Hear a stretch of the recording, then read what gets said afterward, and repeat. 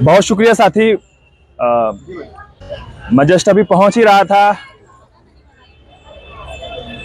आप लोगों का पूरा ये जो प्रोटेस्ट है, ये जो विरोध प्रदर्शन है,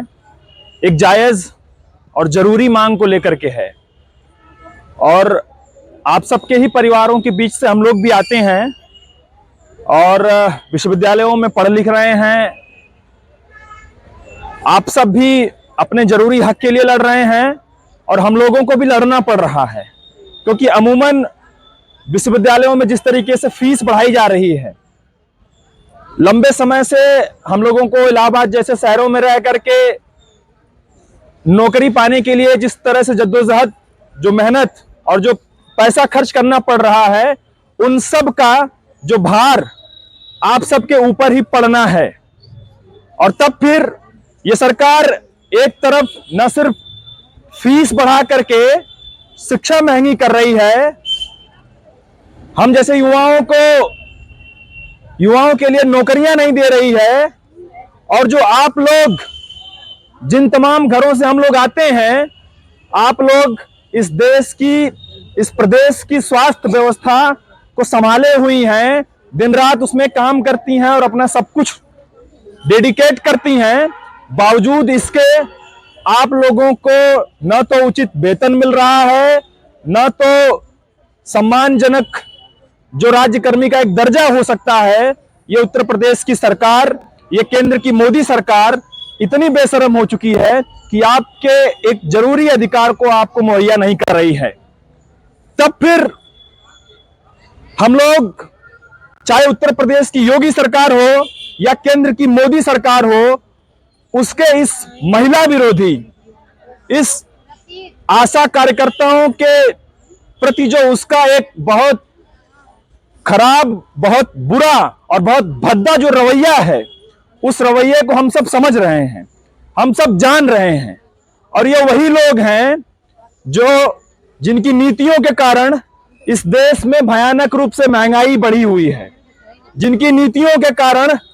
पढ़ना लिखना दुश्वार हो रहा है, जिनकी नीतियों के कारण लाखों की संख्या में इलाहाबाद जैसे शहरों में हमारी उम्र के नौजवानों को नौकरियों के लिए भटकना पड़ रहा है। इनकी नीतियों के कारण आए दिन इलाहाबाद में आप युवाओं में हताशा, निराशा और यहां तक कि आत्महत्या जैसी खबरों को आप लोग सुनेंगे, आप लोग सुनते होंगे, अखबारों में इस तरह की खबरें आती होंगी। ये वही सरकार है जो महिलाओं को सुरक्षा के देने के नाम पर पूरा पाखंड करती है, लेकिन बीएचयू के कैंपस में एक छात्रा के साथ गैंग रेप होता है, और गैंग रेप करने वाले जो अपराधी होते हैं, जो उसमें शामिल होते हैं, वो इसी सत्ताधारी पार्टी के लोग होते हैं, जिनको ये लोग 2 महीने तक संरक्षण देते रहे।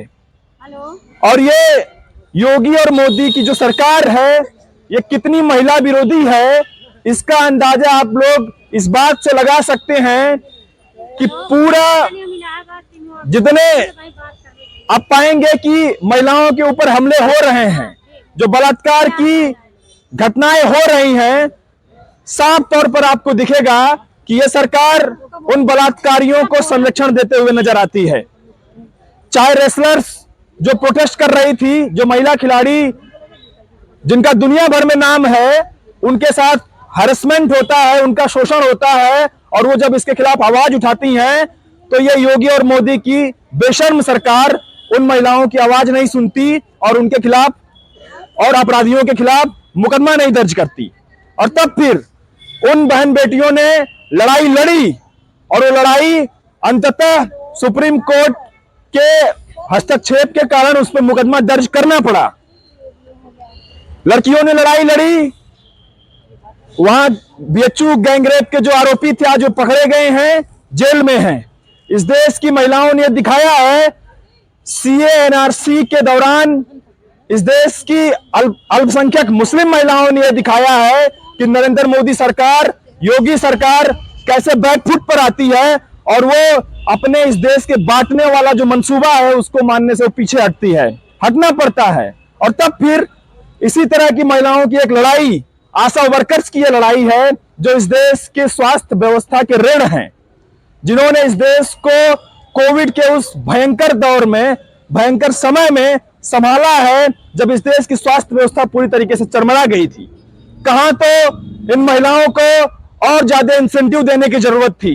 कहां तो इनको और ज्यादा पुरस्कृत, सम्मानित और इनको सम्मान को और बढ़ाने की जरूरत थी,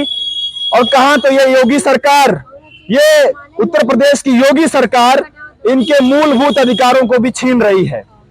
इनके मूलभूत अधिकारों पर भी हमला कर रही है। और इस सरकार की बेशर्मी ये है,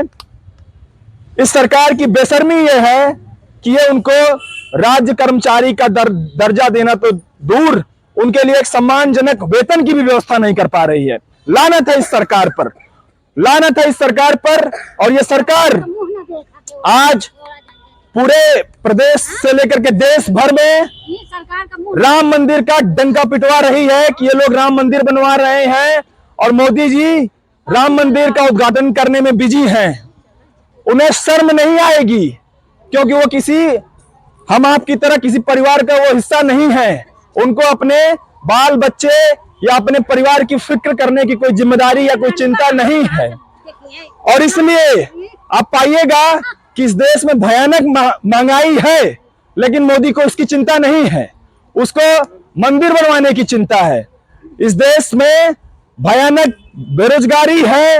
उत्तर प्रदेश की योगी सरकार को इस बात की चिंता नहीं है। इस कुंभ में, इसी इलाहाबाद शहर के कुंभ में लाखों करोड़ों रुपए अनायास बहाए जाएंगे, बहाए जा रहे हैं। आप पाइएगा कि उसी पैसे में आप तमाम आशा कार्यकर्ताओं की जो मांग है वो मांग पूरी की जा सकती है,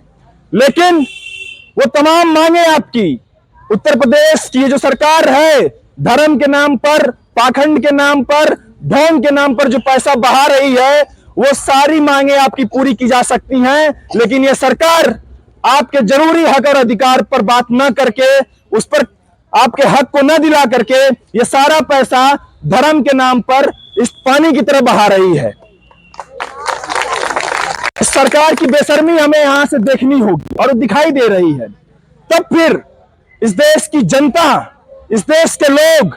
इस देश के हर तबके का लोग ये बात समझ चुका है कि केंद्र की चाहे मोदी सरकार हो या उत्तर प्रदेश में बैठा योगी की सरकार, ये पूरी तरीके से महिला विरोधी है, ये युवा विरोधी है, शिक्षा विरोधी है और ये महिलाओं के साथ कोई जस्टिस करने नहीं जा रही है। तब फिर ये जो 2024 का चुनाव होने जा रहा है, आम चुनाव होगा, हमें इस चुनाव में ही इनको इनकी औकात दिखानी होगी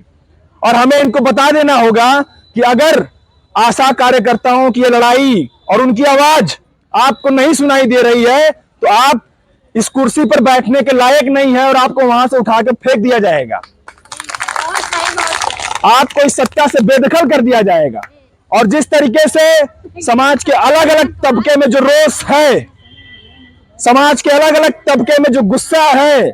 जो महिलाओं के ऊपर जो शोषण है, उन सब गुस्से को एकत्रित करके उसको वोट में बदल करके इनको सत्ता से बेदखल करना होगा और उसको सत्ता में लेके आना होगा जो हमारी मूलभूत मांगों को पूरा करेगा, जो हमें राज्य कर्मी का दर्जा देने की बात करेगा, जो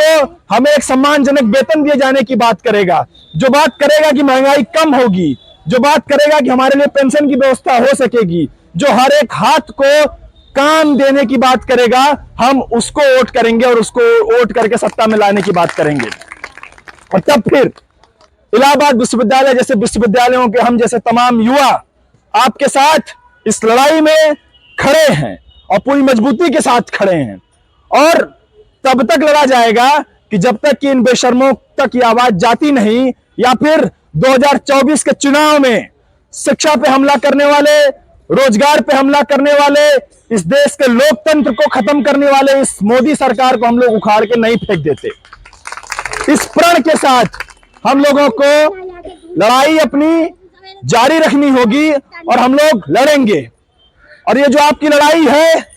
ये लड़ाई सिर्फ आपके अपने अधिकार के लिए आप नहीं लड़ रही हैं। वो तमाम लोग जो आज आपके इस लड़ाई में आपके साथ शामिल नहीं हो पा रहे हैं या किसी वो कारणवश नहीं आ रहे हैं, आप उनके भी हिस्से की लड़ाई यहां पर लड़ रही हैं। आप इस देश को बचाने की लड़ाई यहां पर बैठ करके लड़ रही हैं, आप संविधान को बचाने की लड़ाई लड़ रही हैं। और आप यकीन जानिएगा, इस लड़ाई का एक मुकम्मल हश्र होगा, इस लड़ाई का एक मुकम्मल हश्र होगा। और जब जब भी इस तरह की लड़ाइयां लड़ी गई हैं, हमें हमारे अधिकार हासिल हुए हैं। आज यकीनन ये बेशर्म इतने ताकत में हैं, सत्ता में हैं, हमारी बात सुन नहीं रहे हैं, लेकिन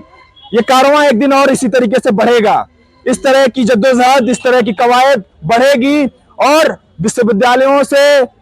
जो रोजगार की तलाश कर रहे हैं युवा, तमाम अलग अलग समाज के हिस्से से लोग एकजुट होकर के, मिल करके, जब साथ आकर के और मजबूती से इस बात को उठाएंगे, तब फिर इन बेशर्मों को झुकना पड़ेगा और हम लोगों की मांगों को सुनना पड़ेगा। इसी के साथ आप सबके हौसले को एक बार फिर से मैं क्रांतिकारी सलाम करते हुए ये कह रहा हूं कि ये लड़ाई तब तक जारी रहेगी जब तक हम लोग अपने हक को हासिल नहीं कर लेते।